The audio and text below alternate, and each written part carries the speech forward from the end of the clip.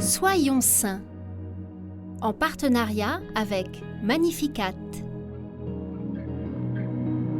Belle fête aux Gonzague, Louis, Raoul et Rodolphe.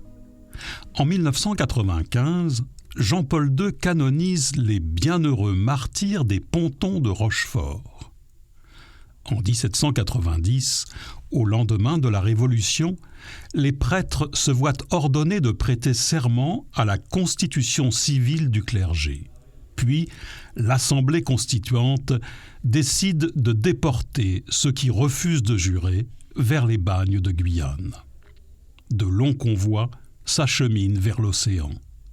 À Rochefort, ils sont embarqués sur 2 anciens bateaux négriers.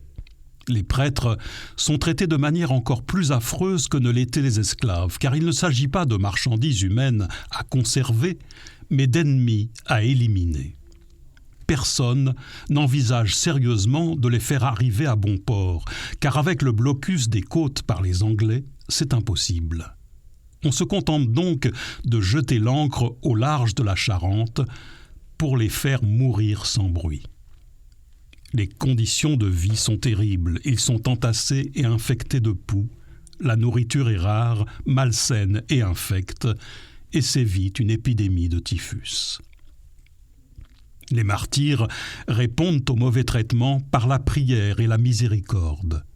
Ils s'entraident et s'engagent ensemble à suivre 9 résolutions, comme ne jamais se plaindre, pardonner et prier pour leurs bourreaux et pour la France. Parmi eux, le père Jacques Morel Dupas, officiant en Charente.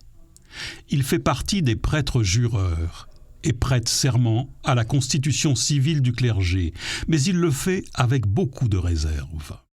Espionné, on le guette au tournant. À raison, car le père Jacques continue de célébrer en cachette et de pratiquer son ministère sans respecter cette constitution. Il est donc finalement découvert et condamné. Déporté vers Rochefort, il est embarqué sur l'un des sombres navires et y décède à 39 ans. Les témoins survivants se souviennent de sa piété admirable et de sa douceur envers chacun.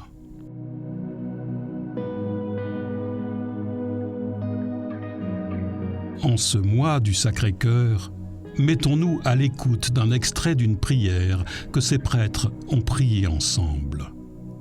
Ô Jésus-Christ, notre aimable Sauveur, votre cœur est le sanctuaire de votre miséricorde et la source de tous les biens. Nous implorons, avec la plus tendre confiance, son immense charité pour nous.